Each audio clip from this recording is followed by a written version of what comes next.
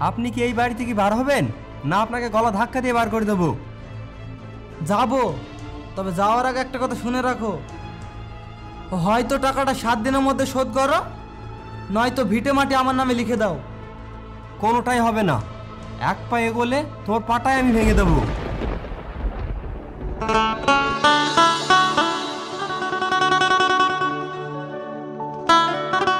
চুপ কর। আজকের রাতের কাজটা ঠিকঠাক ভাবে করতে হবে। উস্তাদ, ওই দেখুন। কে রে ওখানে? এই ধর তো ওকে। কে রে তুই? এই ঘন জঙ্গল একা কি করছিস? আমাদের ভয় এখানে কেউ আসে না, আর তোর কি মরণের ভয় নেই? মরণের ভয়? আমি তো ভিতর থেকে কবেই মরে গিয়েছি, শুধু দেহটাই আছে। মানে তুই কি বলতে চাচ্ছিস? তোমরা জানো আমার একটা সুখের সংসার ছিল, একটা দমকা হাওয়ায় এসে সব উড়িয়ে নিয়ে গেল। মানে তুমি কি বলতে চাও, একটু পরিষ্কার করে বলবে? তোমার সাথে কি হয়েছে? আমার মতো একটা হতভাগিনীর কাহিনী শুনবে তোমরা? তাহলে শোনো।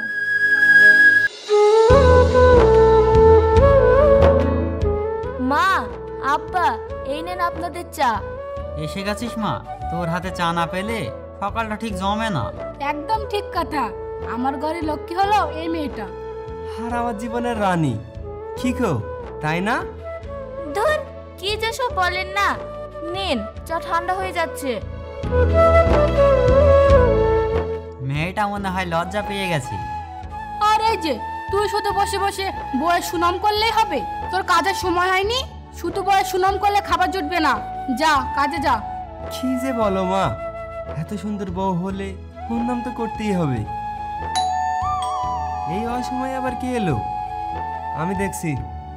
দাঁড়াও বাবা, আমি খুলছি। রিঙ্কু সাহেব, আপনি আসুন আসুন, ভিতরে আসুন। শাহিন সাহেব, আপনার ঘরে আমি আরাম করতে আসিনি, শেষ কথাটা বলতে এসেছি। কিসের শেষ কথা?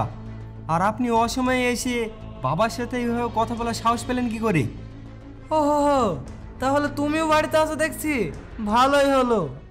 তোমার বাবাকে জিজ্ঞেস করো, আমার কাছ থেকে নেওয়া 10 লাখ টাকা কবে শোধ করবে। 10 লক্ষ টাকা? আমি তো আপনার সব টাকা সুদ সহ শোধ করে দিয়েছি। আপনি মিথ্যা কথা বলছেন। প্রমাণ আছে? আমাকে টাকা দেওয়ার কোনো প্রমাণ আছে তোমার কাছে?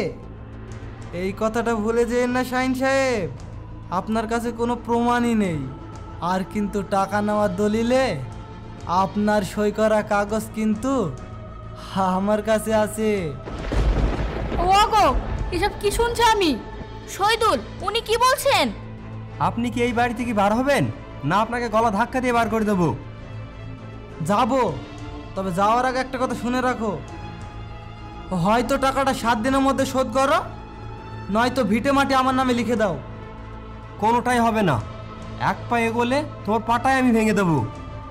বাহ, গায়ে তো খুব জোর হয়েছে দেখছি, কিন্তু জোর দিয়ে সব কিছু হয় না শাহিন সাহেব, বুদ্ধি লাগে, বুদ্ধি। আর হ্যাঁ, শুধু ভিটে মাটি নয়, তার সঙ্গে তোমার বউটাকে আমার খুব পছন্দ হয়েছে। হারামজাদা!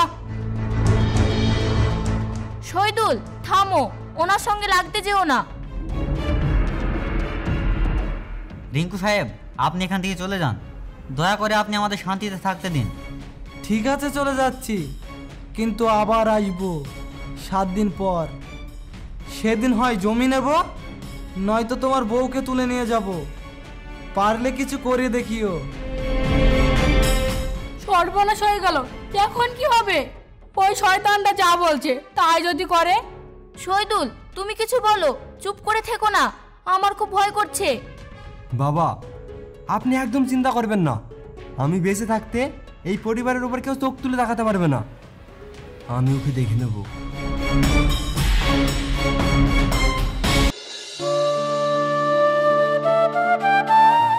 কি ব্যাপার, বাড়ি শুদ্ধ সবাই চুপচাপ কেন? কোনো গুরুত্বপূর্ণ আলোচনা হচ্ছিল নাকি? আরে আকাশ, তুই হঠাৎ কাউকে কিছু না জানিয়ে? আয় বাবা, ভেতর আয়। ও কিছু না, আমরা এমনি কথা বলছিলাম। না মানে, তোমাদের সবার মুখ দেখে মনে হচ্ছে কিছু একটা হয়েছে। যাকগে, আসল কথাটা বলি। কি কথা?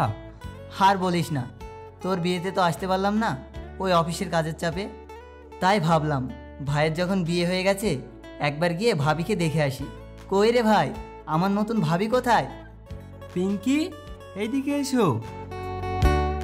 ও আমার মামাতো ভাই আকাশ।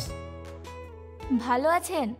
আরে বাহ, এ তো দেখি হীরের টুকরো। ভাগ্য করে একটা বউ পেয়েছিস শহীদুল। আমি খুব দুঃখিত ভাবি, আপনাদের বিয়েতে আসতে পারিনি। না না, ঠিক আছে। তুমি এসেছো, এটাই অনেক। কতদিন পর এলে, বসো বাবা। হ্যাঁ আঙ্কেল, তাই তো এলাম। তাই আমি ভাবলাম আপনাদের সঙ্গে কিছুদিন থেকে যাই। কিন্তু তোমরা কি আমার আশাতে খুশি হওনি? ছি ছি, এ কেমন কথা? তুমি এসেছো এজন্য আমরা কত খুশি। তুমি আমাদের ছেলের মতো। যাও, আগে হাত মুখ ধুয়ে নাও, আমি তোমার জন্য খাবারের ব্যবস্থা করছি। হ্যাঁ, তুই বরং একটু বিশ্রাম নে, তোর সাথে পরে কথা হচ্ছে।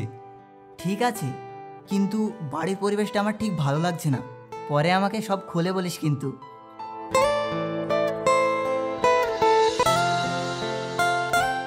আকাশ ভাই, আপনার চা। আরে ভাবি, তুমি কেন এত কষ্ট করতে গেলে? আমাকে একবার ডাকলেই তো পারতে। এতে আবার কষ্টের কি আছে? আপনি অতিথি, নিন চাটা ধরুন।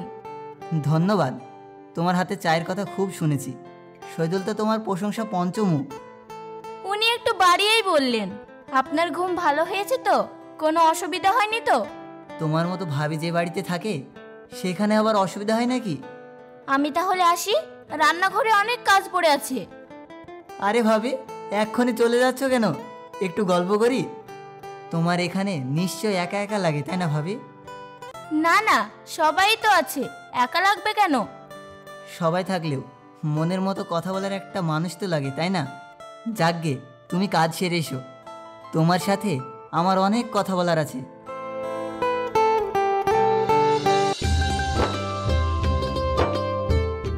ভাবি, একা একা কি করছো এখানে? ও আপনি, এই কাপড়গুলো শুকাতে দিয়েছিলাম। শহীদুলটা একটা আস্ত বোকা। তোমার মতো একটা সুন্দরী বউকে একা ফেলে রেখে সারাদিন বাইরে বাইরে ঘোরে। উনি তো কাজের জন্য বাইরে থাকেন, আপনার কোনো দরকার ছিল? দরকার তো ছিল, তোমার সাথে একটু কথা বলার দরকার ছিল। তোমার কি অসুবিধা হচ্ছে আমার এখানে থাকায়? না না, আপনি তো অতিথি, অসুবিধা হবে কেন? শুধু অতিথি, তার থেকে বেশি কিছু হতে পারি না? মানে? মানে এই বাড়ির যা পরিস্থিতি তাতে তোমার একজন বন্ধুর খুব দরকার। আমি তোমার সেই বন্ধু হতে চাই। আমার স্বামী আমার সব থেকে ভালো বন্ধু, আমার আর কোনো বন্ধুর দরকার নেই। আমার কাজ আছে, আমি আসি। আরে শোনো তো, সারাদিন তো শুধু কাজই করো, নিজের জন্য তো একটু সময় বের করতে হয়, তাই না? আচ্ছা, যাচ্ছ যাও, কিন্তু মনে রেখো আমাকে যতক্ষণ দরকার হবে আমি কিন্তু তোমার পাশে আছি, শহীদুলের থেকেও কাছে।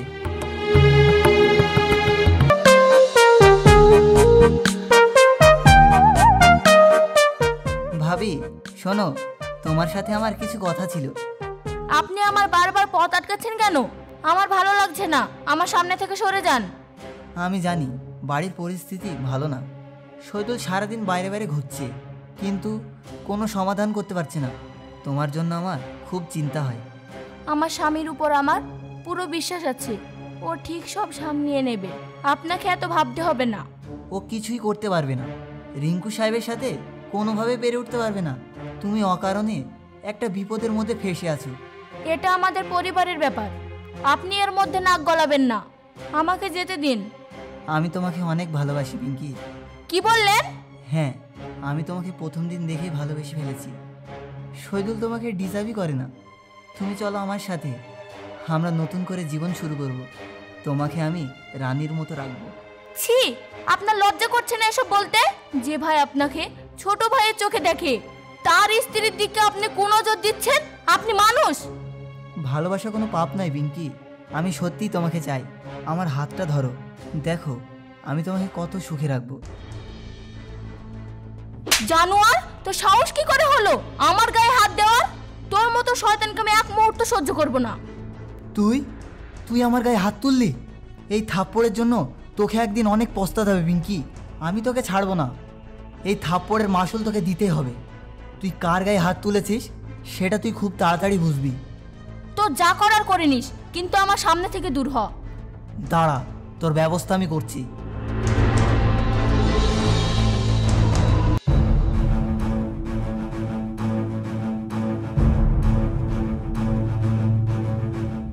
দাঁড়া, তোর নকল ছবি বানিয়ে তোকে কেমন মজা দেখায় দেখ। মামা, মামি, শহীদুল, আমি আর এক মুহূর্তে এই বাড়িতে থাকতে চাই না। আমি আজই চলে যাচ্ছি এই বাড়ি ছেড়ে। সে কি রে বাবা, হঠাৎ চলে যাবি কেন? কি হয়েছে? আমাদের কি কোনো ভুল হয়েছে? না মামি, তোমরা কোনো ভুল করনি। আমি হয়তো ভুল জায়গায় এসে পড়েছি। কি হয়েছে খুলে বলবি তো? এভাবে হেয়ালি করছিস কেন? তোকে কি কেউ কিছু বলেছে? তুই আমাকে ভুল বুঝিস না ভাই। আমি তোর সংসার ভাঙতে চাইনি, কিন্তু তোর বউ, আমার ভাবি, আমাকে আর এই বাড়িতে শান্তিতে থাকতে দিচ্ছে না। কি বললেন আপনি? আপনার লজ্জা করে না আমার নামে মিথ্যা বদনাম দিতে? আকাশ, তুই মুখ সামলে কথা বল। তুই জানিস তুই কার নামে কি বলছিস? আমি জানতাম আমার কথা কেউ বিশ্বাস করবে না। সবাই ভাবে আমি খারাপ, কিন্তু আমার কাছে প্রমাণ আছে। আমি নিরুপায় হয়ে আজ সবাইকে সবটা দেখাতে বাধ্য হচ্ছি। দেখ, নিজের চোখে দেখ তোর বইয়ের কীর্তি। এই ছবিগুলো দেখ। এইসব কি পিঙ্কি? এই ছবিগুলো? এই ছবিগুলো? শহীদুল, বিশ্বাস করো এইগুলো সব মিথ্যে। এই শয়তানটা আমাকে ফাঁসানোর জন্য এইসব নকল ছবি বানিয়েছে। আমি কিছু জানি না। আচ্ছা, এই যে তুমি আমাকে এই দামি ঘড়িটা কিনে দিয়েছো, এটাও কি মিথ্যে? এই দেখো তার কার্ডের পেমেন্টের মেসেজ। তোমাকে আমি এসব কিচ্ছু কিনে দিইনি। তুমি আমার সর্বনাশ কেন করছো? আমি তোমার কি ক্ষতি করেছি তাই তুমি আমার সঙ্গে এরকমটা করছো? ছি ছি পিঙ্কি, আমরা তোমাকে নিজের মেয়ের মতন ভালোবাসতাম, আর তুমি তার এই প্রতিদান দিলে। আমাদের বংশের মুখে চুনকালি মাখিয়ে দিলে। আব্বা, আপনিও আমাকে ভুল বুঝছেন। আমি নির্দোষ। কেন এরকমটা করলি? এমন কি কম ছিল আমার ভালোবাসায়? একবার তুই বলতে পারতি, আমি তোকে নিজের হাতে মুক্তি দিতাম। কিন্তু আমার বিশ্বাসের সাথে বেমানি কেন করলি? আমি কোনো বেইমানি করিনি শহীদুল, আমার কথাটা তো শোনো। দোহাই তোমার, আমাকে বিশ্বাস করো। কোনো কথা শুনতে চাই না আমি। আমার সব শেষ। না, শেষ হয়ে যায়নি। আমি আমি তোমার সন্তানের মা হতে চলেছি শহীদুল। আমাদের সন্তান আমাদের মধ্যে সব ঠিক করে দেবে। কি? তার মানে এই বাচ্চাটা? জানোয়ার, চুপ কর, আর একটা কথা বলবি না। এই জন্য এত কিছু? এই বাচ্চাটাও তোর পাপের ফল। আমার বংশে কলঙ্ক নিয়ে আসতে চাইছিলি তুই। না, এ তোমার সন্তান শহীদুল, তোমারই সন্তান। চুপ কর অসতী, তোর মুখ আমি আর দেখতে চাই না। তোর সন্তানের পরিচয় যখন তোর প্রেমিক দিয়েছে, তখন আমার এই বাড়িতে তোর কোনো জায়গা নেই। বেরিয়ে যায় বাড়ি থেকে। শহীদুল, তুমি এমনটা করতে পারো না। আমি তাহলে কোথায় যাব? যেখানে তোর খুশি মরে যা, কিন্তু আমার চোখের সামনে থেকে তুই দূর হয়ে যা। বেরিয়ে যায় বাড়ি থেকে। শহীদুল বাবা, তুই মাথা গরম করিস না, সত্যিটা আগে যাচাই করে দেখ। আর কি জানানোর আছে মা? আমি আমার নিজের চোখে প্রমাণ পেয়েছি, কানে শুনেছি, তাও তোমরা বলছো সত্যিটা জানতে। বের করে দাও ওকে বাড়ি থেকে, না হলে আমি কিছু একটা করে ফেলবো। আমাকে তাড়িয়ে দিও না, আমি তোমাকে ছাড়া বাঁচবো না। আমি মরে যাব।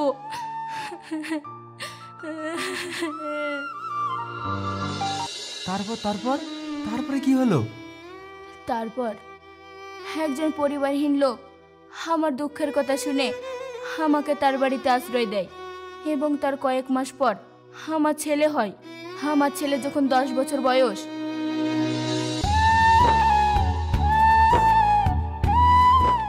মা, একটা কথা জিজ্ঞাসা করব? হ্যাঁ বাবা, বলো। আমার সব বন্ধুদেরই বাবা আছে। ওরা রোজ বিকেলে ওদের বাবার সঙ্গে খেলতে যায়। আমার বাবা কোথায়? তোর বাবা অনেক দূরে থাকে। কেন দূরে থাকে কেন? নাকি আমাদের সঙ্গে থাকতে ভালো লাগে না? নাকি আমি খুব দুষ্টু তাই আসে না। না রে সোনা, তুই তো আমার লক্ষ্মী ছেলে, এসব কথা এখন থাক, তুমি পড়তে বসো। না মা, আমাকে আজ বলতেই হবে। স্কুলে সবাই আমাকে নিয়ে হাসাহাসি করে, বলে আমার নাকি বাবা নেই, আমার বাবা নাকি খুব খারাপ মানুষ। না বাবা, তোর আব্বা পৃথিবীর শ্রেষ্ঠ মানুষ ছিলেন। ছিলেন মানে? তাহলে উনি এখন কোথায়? কি হয়েছিল মা? আমি এখন বড় হয়েছি, সবটা বুঝতে পারবো, তুমি বলো। কিছু খারাপ লোক মিথ্যা অপবাদ দিয়ে আমাদের জীবনটা নষ্ট করে দিয়েছে বাবা। তোমার আব্বা আমাকে ভুল বুঝে বাড়ি থেকে বার করে দিয়েছিলেন। তাড়িয়ে দিয়েছিল কেন? তিনি ভেবেছিলেন আমি ভালো না, তিনি ভেবেছিলেন তুমি তার সন্তান না। তার মানে আমার বাবার কোনো দোষ নেই, সব দোষে মিথ্যাবাদী লোকগুলোর? হ্যাঁ বাবা, ভাগ্যেরই দোষ। মা, তুমি একদম কেঁদো না। আজ থেকে তুমি তোমার চোখের জল সব মুছে ফেলো। আমি বুঝেছি। কি বুঝে গেছিস তুই? তুই তো এখন অনেক ছোট। আমি এখন আর ছোট নেই, আমি মন দিয়ে পড়াশোনা করব, অনেক বড় হব, আর আমি বড় হয়ে ডাক্তার হব। ডাক্তার? হ্যাঁ, আমি ডাক্তার হয়ে তোমার সব অসুখ সারিয়ে দেব, তোমার মনের সব কষ্ট দূর করে দেব। আমি এত টাকা ইনকাম করব যে আমাদের কোনো অভাব থাকবে না। তোমাকে আমি আর কোনোদিন কাঁদতে দেব না। আমার সোনা বাবা, আমার মানিক। আর আমি একদিন ঠিকই বাবাকে খুঁজে বের করব, আর আমি বাবাকে গিয়ে বলবো তুমি কোনো দোষ করোনি, সবাই শয়তান লোকগুলোর চাল ছিল। বাবা তখন তোমাকে ঠিকই মেনে নেবে, দেখবা। তারপর আমার ছেলে যখন সত্যি সত্যি ডাক্তার হয়ে বাড়ি ফিরছিল, তখন একটা প্লেন দুর্ঘটনায়। আর বলো না, দয়া করে আর বলো না, আমি আর সইতে পারছি না। এ কি, আপনি কান্না করছেন কেন? আমার দুঃখের কথা শুনে আপনার চোখে জল? আপনি তো ডাকাত। আমি ডাকাত হতে পারি, কিন্তু আমি পাষাণ নই। আমারও একটা মন আছে, যে মানে শুধু আগুন জ্বলছে, আগুন, অনুশোচনার আগুন। মানে? তোমার গল্পটা যে আমার জীবনের গল্প, তোমার কাহিনীর সেই হতবাকা স্বামী যে নিজের স্ত্রীকে এক নিমেষে ভুল বুঝে তাড়িয়ে দিয়েছে, সে আর কেউ না, সে আমি তোমার শহীদুল। কি কি বললে তুমি? না, এটা হতে পারে না। আমার শহীদুল আমার হতে পারে না। সে তো। হ্যাঁ, আমি সে হতবাকা বাবা যে তার নিজের সন্তানকে চিনতে পারেনি, নিজের স্ত্রীকে বিশ্বাস করতে পারেনি। আকাশের মতন শয়তানের পাতা ফাঁদে পা দিয়ে আমি সব থেকে দামি সম্পদটা হারিয়ে ফেলেছি। তুমি শহীদুল, তোমার এই অবস্থা? তুমি এ পথে নামলে কেন, ডাকাতের পথে? তুমি চলে যাওয়ার পর আমার পৃথিবীটা পুরো অন্ধকার হয়ে গেছিল। শাহিন সাহেব, আপনার 7 দিন তো কবেই পার হয়ে গেছে। টাকা যখন জোগাড়ি করতে পারেননি, তখন চুক্তি অনুযায়ী এই বাড়ি আজ থেকে আমার। রিঙ্কু সাহেব, আপনি আমাদের হাতে এমনটা করতে পারেন না। দয়া করে আপনি আমাদের আর কিছুদিন সময় দিন, আমি আপনার পায়ে পড়ছি। সময় শেষ, আমি আর কোনো কথা শুনতে রাজি নই। আপনারা সবাই ভালোই এই বাড়ি থেকে বেরিয়ে যান। এই বাড়ির প্রতিটা ইট আজ থেকে আমার। এই তোরা দাঁড়িয়ে কি দেখছিস? এদের সব জিনিসপত্র বাইরে ছুঁড়ে ফেলে দে। আজ তুই জিতে গেলি রিঙ্কু, কিন্তু মনে রাখিস এই দিন শেষ দিন নয়। আমি আবার ফিরবো, আর যেদিন ফিরবো সেদিন তোর কাছ থেকে আমার সব কিছু বুঝিয়ে নেব। তোর অহংকার, তোর এই সম্পত্তি আমি সব মাটিতে মিশিয়ে দেবো, এটাই আমার প্রতিজ্ঞা। আমার বাবা মা সেই ধাক্কা সহ্য করতে না পেরে কিছুদিনের মধ্যেই মারা যায়। ও গো, এসব কি বলছো তুমি? হ্যাঁ পিঙ্কি, সব শেষ হয়ে গেছিল। আমার আর বেঁচে থাকতে কোনো ইচ্ছা করছিল না, কিন্তু আকাশ আর রিঙ্কুর উপর প্রতিশোধের আগুন আমাকে বাঁচিয়ে রেখেছিল। আমি পথে পথে ঘুরতে ঘুরতে এই মানুষগুলোর সাথে মিশে যাই। আমি ঠিক করেছিলাম অন্যায় করে যারা বড়লোক হয়েছে তাদের টাকা লুট করে গরিবদেরকে ফিরিয়ে দেব। আর একদিন রিঙ্কুর সব অহংকার আমি মাটির সাথে মিশিয়ে দেব। তাহলে তুমি? আমি জানি আমি অনেক বড় পাপ করেছি, তোমাকে বিশ্বাস না করি। আমি তোমার জীবনটা নষ্ট করে দিয়েছি, আমাকে কি একটা বারে ক্ষমা করা যায় না? আমি তো তোমাকে কবেই ক্ষমা করে দিয়েছি। আমি জানতাম তোমার কোনো দোষ ছিল না, সবটাই পরিস্থিতির শিকার। পিঙ্কি, আমি আর এই পাপের জীবনে থাকতে চাই না, আমি নতুন করে বাঁচতে চাই তোমাকে নিয়ে। পিঙ্কি, তুমি আমাকে সেই সুযোগটা দেবে? চলো আমরা একসাথে থাকবো, আর কোনো ঝড় আমাদের আলাদা করতে পারবে না। চলো আমরা বাড়ি ফিরে যাই।